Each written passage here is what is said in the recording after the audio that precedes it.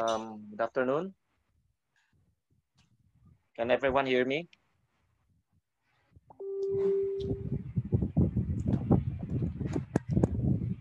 Now,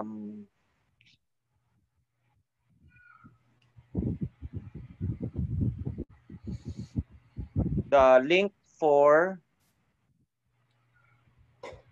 the video is already there in the module 1 folder. So if you look at the module 1 folder here, you will see the file, okay, the PDF file for the handout on polynomial and rational inequalities. Then the one below it, the one with this icon, is the link, the external URL for the recorded video of our last Wednesday's session. Okay, so this video will be posted, okay, after it's processed, will be posted, the link will be posted under module 2. So you'll just find this icon here for the link, okay? This one for this clip here for the file. So we will begin discussion of module 2. As you see, circles and lines. However, this will start with a discussion of the rectangular coordinate system. But here, we will be assuming that you already are familiar with the Cartesian or rectangular coordinate system. But just to review or refresh you on that, how does this system work or how is it formed? Anyone would like to speak up and explain how to set up the rectangular coordinate system? Well, we know that it consists of two perpendicular lines that extend in both directions. Now, the point of intersection of the two lines is called the origin, okay, of the coordinate system. So it's labeled with coordinates 0, 0. And then how do we locate a point on this system? Or how do we assign coordinates x and y to a given point on the plane? So what we do is measure the distance, the horizontal distance from the origin, or rather from the y-axis, and we have its x-coordinate. Then we measure its distance from the x-axis and we have its y-coordinate. So for example, the point -2, 3 would be located by moving 2 units to the left and 3 units up. And I suppose that all of you know how to do that. So rather, we will begin with the distance formula, which allows us to compute the distance between 2 points. So the good thing when you have a coordinate system, you don't have to use a measuring instrument to measure its distance or the length of a, say, line segment or the distance between 2 points. All you have to do is locate the endpoints, give coordinates to the endpoints, and then use those coordinates to compute the distance between the 2 points. So anyone still remembers the distance formula? Suppose that you have 2 points given on the plane. Say x sub 1, y sub 1, and x sub 2, y sub 2. How do we calculate the distance between them? That is the line segment whose endpoints are the 2 given points, say A and B, with the given coordinates there. If you still remember, okay, this was perhaps derived, explained to you by your teacher by using the Pythagorean theorem. But anyway, if you are interested with the derivation, you can consult the textbook or the handout I gave you. But anyway, we will just put it here. So, sorry, that should have been the distance between A and B.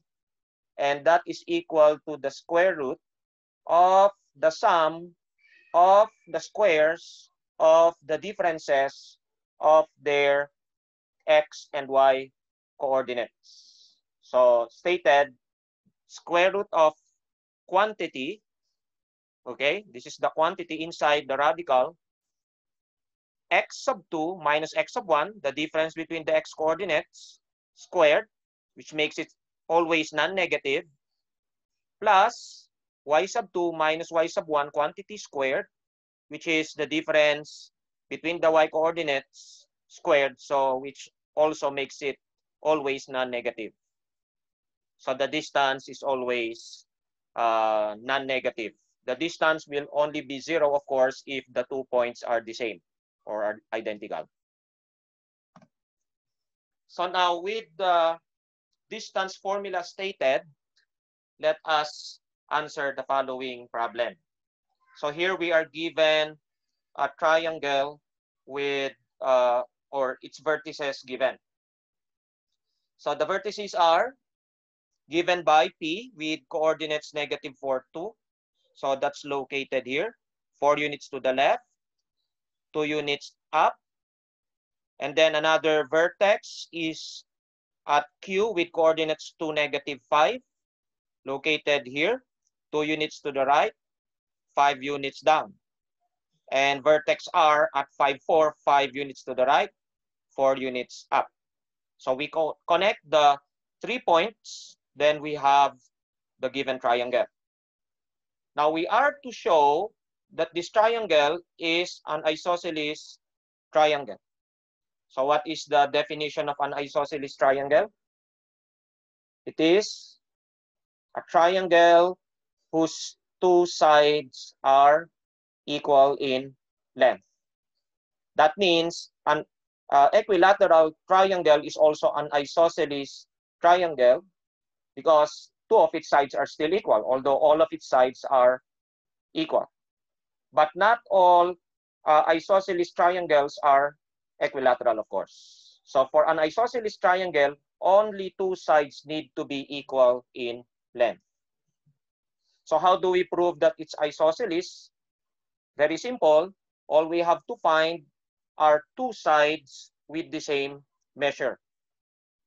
So to find those 2 sides, we have to compute all the sides, meaning the length of all the sides, until we find 2 that match in value. So of course, you will have to diligently use the distance formula to compute the sides, namely, we have PQ, QR, and PR. And then find 2 or show 2 that are equal in length. So that's what we will be doing here.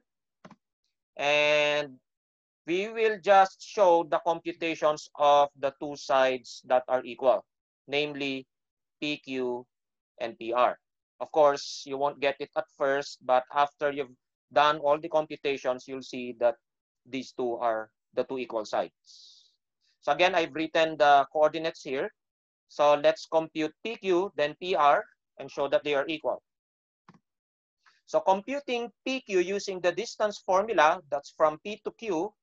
So we subtract the x coordinates and the y coordinates, square them, sum them, take the square root. So we have the following. We have 2, okay, minus negative 4, you square, and then negative 5 minus 2 squared. And then don't forget you have to take the square root of the whole quantity. And if you use your calculator, calculators are allowed, you'll get the length of side PQ to be square root of 85. Now, if you're not mistaken, of course, the length of PR should also equal 85. Let's show that. So PR, coordinates negative 4, 2, and 5, 4 now. Applying the distance formula, we have 5 minus -4. Of course, a negative and a negative becomes a positive. So we have 5 minus -4 quantity squared, that's a plus.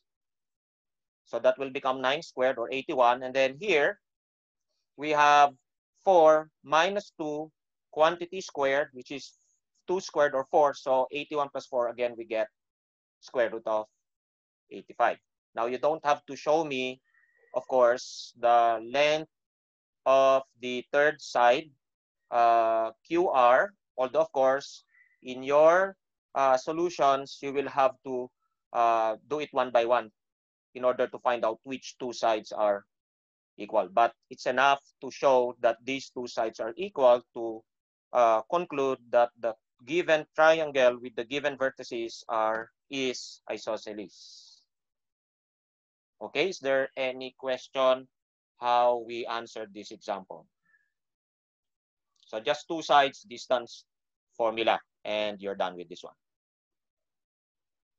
So if there's no question, let's proceed to the next example.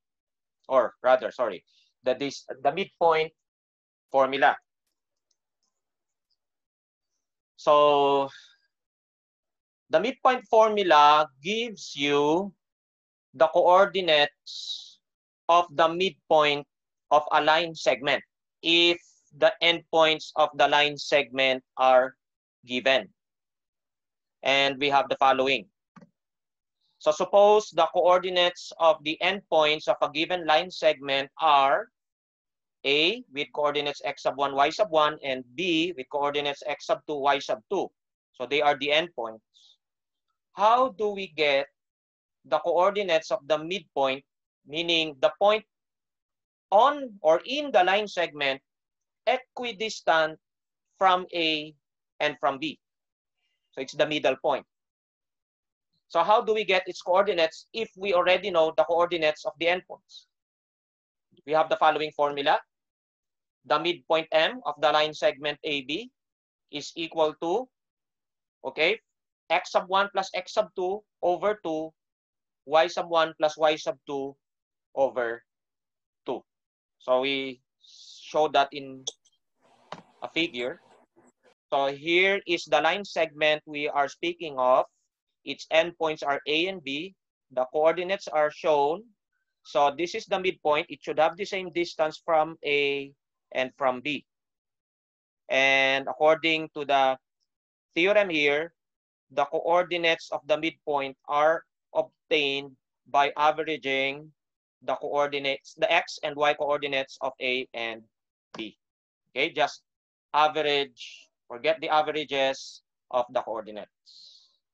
Is there any questions? So it's not hard to really use. For the proof, I think I did some part in the handouts. If not, you can check the ebook. And by the way, I already emailed and also posted in the announcements in Canvas how to purchase the ebook. There's a link provided there. So let's apply that formula to the following problem. We're going to get the medial triangle here of a given triangle. We will explain that in a moment. So let's read the problem first. Given the points A, 3, 5, B, 7, 3, and C, 1, 1. Okay? Those are the vertices of the triangle ABC. Show that the medial triangle PQR is a right triangle. So this triangle here, PQR. What is a medial triangle? So it's the triangle already defined in the problem. The triangle whose vertices are the midpoints of the original triangle, the sides of triangle ABC. Let me show that with this figure. So here we are given the vertices. A with coordinates 3, 5. B with coordinates 7, 3. And C with coordinates 1, 1. Now, how do we obtain the medial triangle? You just get the midpoints of all its sides. So for side BC, for example, you get its midpoint, denoted by P, and for the two other sides as well, whose midpoints we denote by Q and R. Then those will serve as the vertices of the new triangle, which we call the medial triangle PQR. Okay? So what are we to prove? We want to prove that this red triangle here, the medial triangle, is a right triangle. What is a right triangle? It's a triangle whose two sides are perpendicular. In other words, one of its angles is 90 degrees, or a right angle. That's why it's called a right triangle. So how do we prove that a triangle is a right triangle?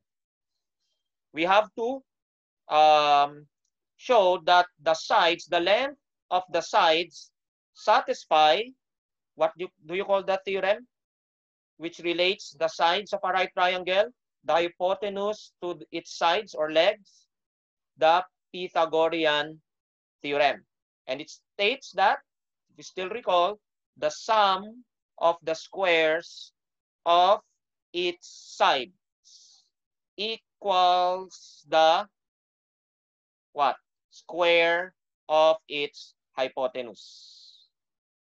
So we will apply that as we answer this problem here.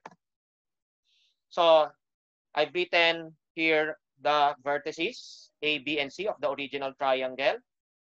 And how do we get the vertices of the medial triangle? We need the midpoints of the sides. So for example, to get vertex P, we get the midpoint of the line segment BC.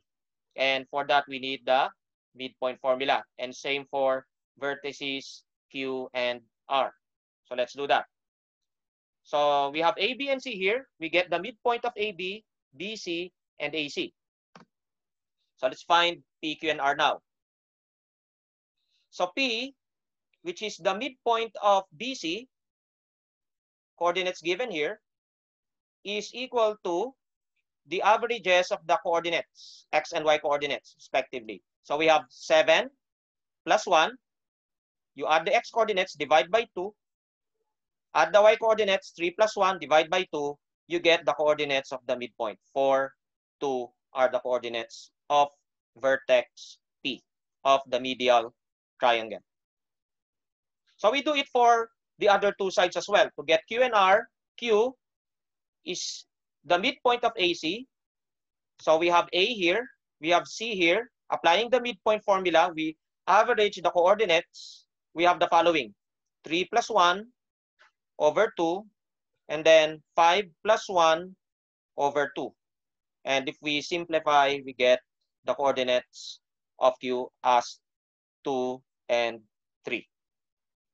And finally, just verify that R has coordinates 5, 4, obtained by using the midpoint formula to the coordinates of A and B. So these are the coordinates of the vertices of the medial triangle: 4, 2, 2, 3, 5, 4. Now, what do we want to show? We want to show that the triangle with these vertices is a right triangle.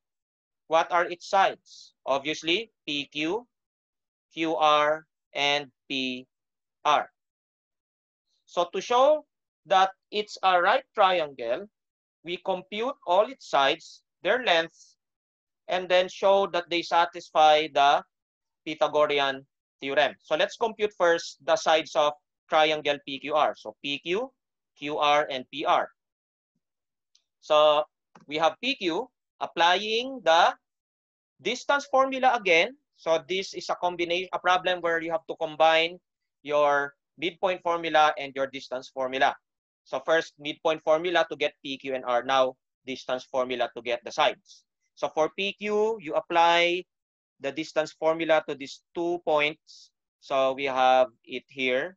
And just verify that PQ is equal to square root of 5. Well, if we are on site, of course, we show this on the board.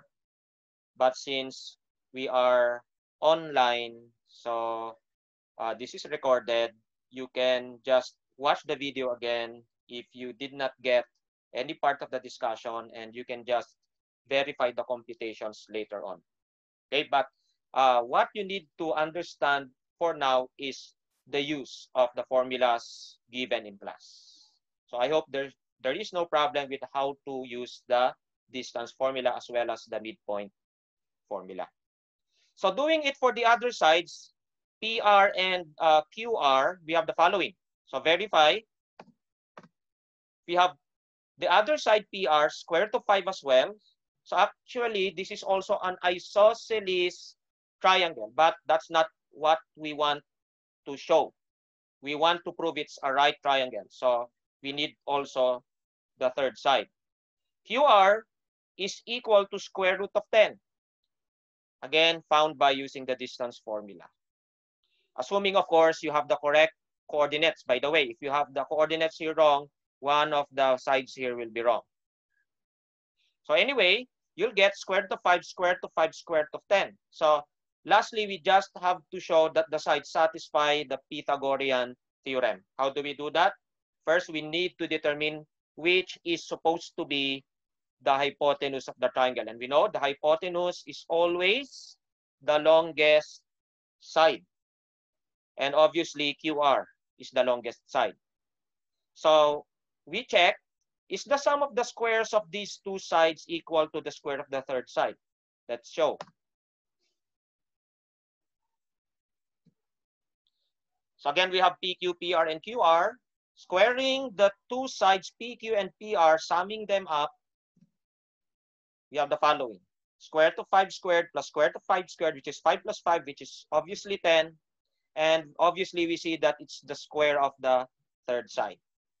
And therefore, we can conclude now that the medial triangle PQR is a right triangle. Is there any question? Okay, I need to just take a break for 2 minutes. So I want you to just check the module and see if you can find the exercises under this topic. Okay, and then in 2 minutes, I'll be going to the next topic now.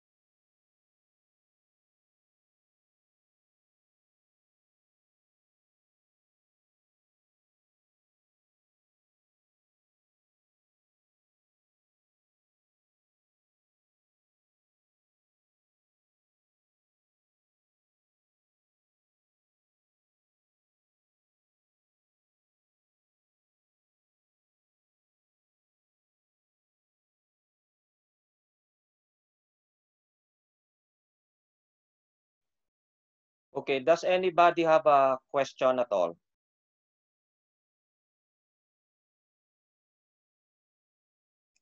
Okay, is the use of the formulas clear?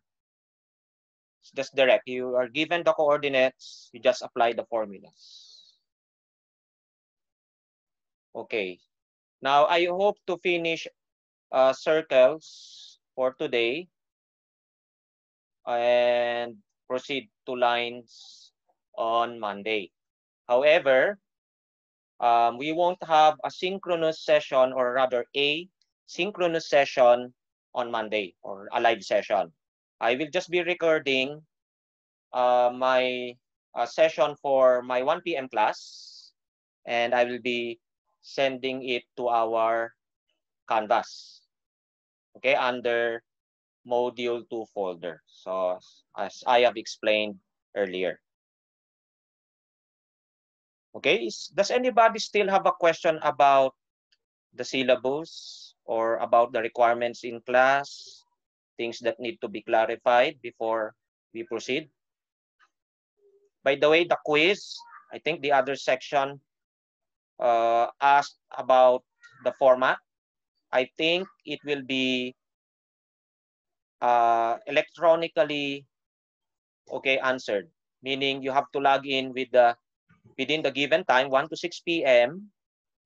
and then you will have to answer either multiple choice questions, true or false questions, and then you have to also submit it online, and then I think Canvas will automatically check the quiz. So it's not a solution type of a quiz.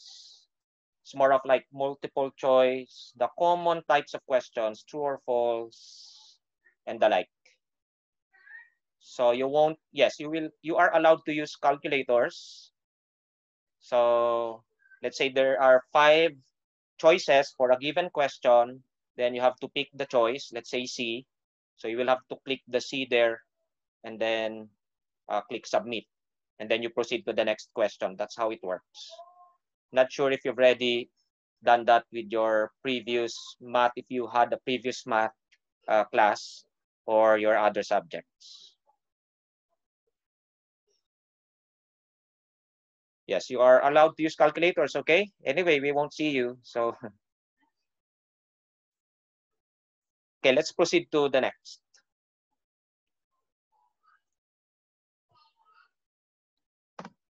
So now we go to circles. Usually we discuss lines first, but the textbook for Math 21 discusses circles first, okay, before lines. So first, can anybody define to me what a circle is? Geometrically, in words. Anyone would like to speak up for a change? Just unmute your microphone. No need to ask permission. Anyone? Define to me what a circle is. Use objects, geometric objects you are already familiar with to define a circle. It's so obvious that, okay, sorry. We haven't really defined it formally. Okay, where's the chat box? Doesn't appear. I think I have to exit here.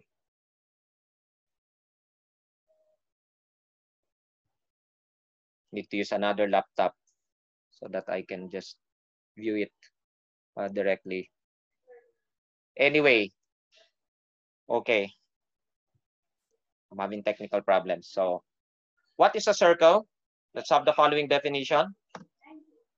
So, to define a circle, you need a point and a distance. A fixed point and a fixed distance. You know already that that fixed point will be the center of the circle, and that fixed distance will be the radius of the circle. So a circle is a set, because there are a lot of circles. There's not a unique circle. So a set of points, all points in a given plane that satisfy the following conditions. They lie a fixed distance from a fixed point. That is as simple as we can define a circle. So we have the figure below to illustrate the definition. So you have a fixed point called the center, which is this one here, and a fixed distance, which is denoted by this measure here, r, which is of this length. And it applies to all points on the circle. Every point on the circle is of a distance, same distance r from the center of the circle. So now with that, okay, defined, we will derive an equation of a circle or of the circle, the geometric object, okay? Is there any question so far? Okay, suppose that we give coordinates now to the center. Suppose that we know that the center is at the point HK. And we are also given the fixed distance or radius r. What then is the equation of the circle? To see, okay, the following here, okay, actually this is the standard form or center radius form of the circle or of the equation of a circle. All we have to do is pick an arbitrary point on the circle and denote that point by unknowns x and y, of course, which denote the x and y coordinates of the point. And then use the distance formula, which we have already discussed, and apply it to the endpoints of this radius here, this line segment here. Its endpoints are xy, the arbitrary point on the circle, and the fixed center hk. So if we apply the distance formula, if we denote this center by c and this arbitrary point by p, we have the following. The length of CP is equal to x minus h squared plus y minus k squared, square root. Okay? And since no matter where the point is on the circle, its distance is r, then we can set that distance equal to the radius r. So this is true. This equation holds true no matter where the point is on the circle, no matter what the coordinates x and y are. So this is the defining equation of the circle. However, when giving an equation to a circle, we don't want radicals as much as possible to appear in the equation. So to get rid of the radicals, we simply square both sides of this equation, and we get, a while ago, okay, the center radius form, because it appears right away in the equation where the center is, namely hk, and what the radius is. So it's called the center radius form, or simply the standard form. Okay, because later on we will have the general form. So x minus h squared plus y minus k squared equals r squared defines a circle with center at hk and radius r. Is that clear? Okay, let's have the next example here. If you have a question, just type in the chat box. I'll try to see to it, okay? So next, first example for this topic, circle whose diameter has those given endpoints. -1, -5, and the other 5, -1. By the way, what is a diameter of a circle? A diameter, because there are so many diameters to a given circle. There are infinitely many, in fact. So we know that a diameter of a circle passes through its center, but its endpoints are on the circle. So that should be already familiar to you anyway. So suppose we know the endpoints, how do we get the equation of the circle? We need two things. Given the center radius form of the circle, we just need the coordinates of the center and the length of the radius. If we can get those two things, then we can write down its equation. So first, let's find the center of the circle. Is it possible to get the center of the circle? Let me show the figure here. Yes, it is possible because we know that the center is simply the midpoint of any diameter. So we are given a diameter whose endpoints are, again, -1, -5, and 5, -1. It passes through the center and is at the midpoint of the line segment here, or the diameter here. And since we already have the midpoint formula at our disposal, we just apply it to get the coordinates of the center, namely 2, -3. Let me show here. First, find the center C, midpoint formula. So average the coordinates of these 2 points. -1 plus 5 over 2, -5 plus -1 over 2, you get 2, -3. Okay? That should be clear. Is there a question though? Okay, let's proceed. So next, okay, we already have the center, so we just need one more thing, the radius. And since we already have one, or actually 2 points on the circle, we can just use any of those two to compute the radius. So here's the center. The radius is the distance of a point from the center. So we can use -1, -5, or 5, -1. We will just use 5, -1, apply the distance formula to the 2 points here with the given coordinates. Let me show that here. So here's the center, 2, -3. We just found it using the midpoint formula. And then we are given one of the endpoints, which is on the circle. So 5, -1, apply the distance formula, we get the radius equal to CP2. So that's equal to that one. And verify the radius is of length square root of 13. Okay. So we have now both the center and the radius. So what's next? We write down its equation in standard form, or center radius form. So center radius form, x minus h squared plus y minus k squared equals r squared. Hk, the center, r the radius. So we have the center hk here, radius r here. So we have the equation as x minus 2 squared plus y minus -3 squared. So it becomes plus. And then don't forget, you have to square the radius. So remove the radical there. Equal to 13. So we have answered the example. We're actually done with this example, but I need this example also to discuss the general form of the equation of a circle. Okay? And it comes by expanding the equation in standard form. So from standard form, actually, it's very easy to write it in general form. Just expand the center radius form. So we have that here. Let's expand that. We have the following. Expanding x minus 2 squared, you have this. Y plus 3 squared is this, equal to 13. So we will just rearrange and then transpose everything on the left-hand side. We have the following.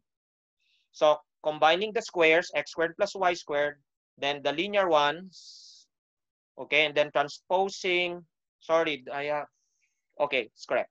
4 plus 9, by the way, is 13. So if we transpose this 13 to this side, so it zeroes out. So we have equal to 0. So this one here, x squared plus y squared minus 4x plus 6y equals 0 is the general form of its equation. And more generally, the general form is given by the following expression. So we call this the general form of its equation. In general, the general form is of this form. X squared plus y squared plus dx plus EY plus F equals 0, where those are constants here, D, E, and F. Like here, D is -4, E is 6, F is 0. Okay, D, E, and F may be 0.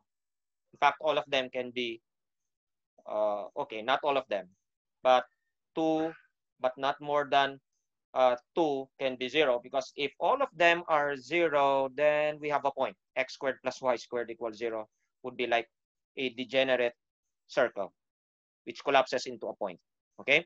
Anyway, so that's the general form of its equation. Is there any question so far before the last example here? So tandaan nyo lang ito, distance formula, very easy. Midpoint formula, and then this one, center radius form, and then general form of an equation of a circle. So those are the 4 things we have discussed today. So for the last example here, what we will do is convert from general form back to standard form. A while ago, we did it from standard form, which is very easy, to general form, mere expansion of the standard form. But it's not that direct to get the standard form from the general form.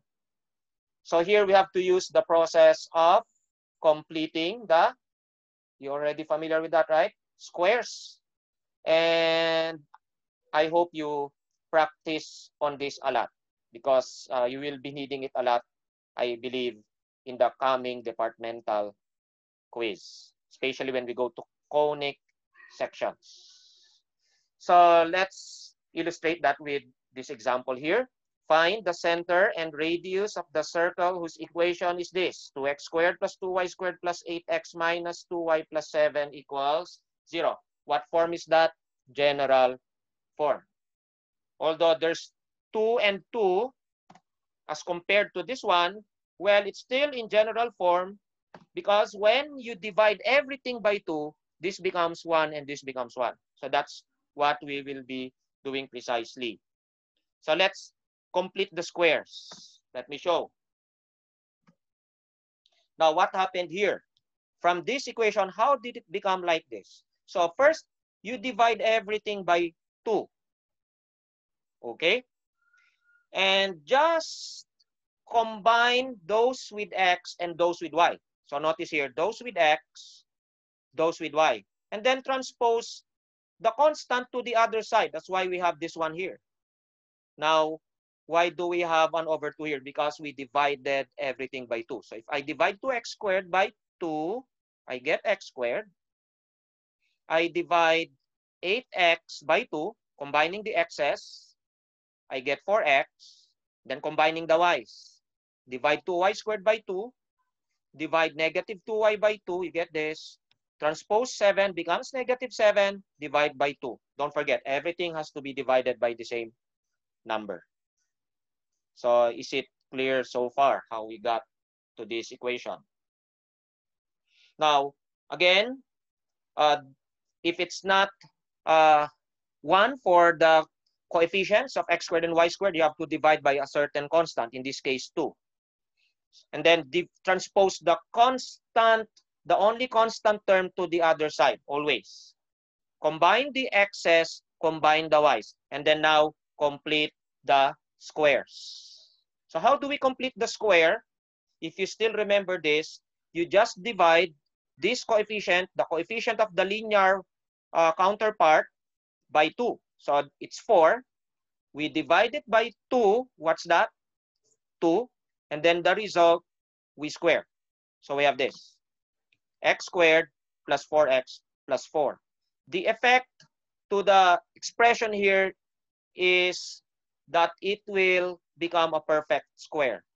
So this is a perfect square now. In fact, it's x plus 2 squared.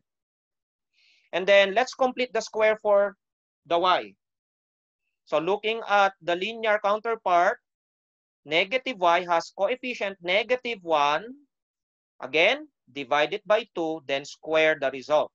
So that would be negative 1/2 quantity squared. So you have 1/4 here. Okay, those things are explained in the handout. So this is now a perfect square. In fact, it's y minus 1/2 squared. And don't forget, if you add a number to the left-hand side, you should add the same number to the other side. So we added 4 and 1/4. So we must also add 4 and 1/4 to the other side. Now, factorization gives this one as x plus 2 squared plus y minus 1/2 squared. And simplification of this one gives 3/4. So this is now in center radius form. But the question is, of course, not yet answered. We have to give the center and radius of the circle. Of course, we need the center radius form for that. So what is the center?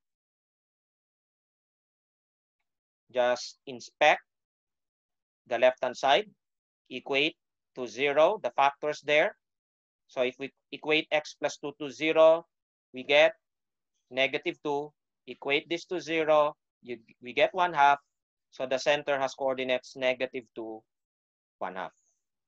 And to get the radius, this is r squared. So you just have to take the square root of this number, which is square root of 3/2.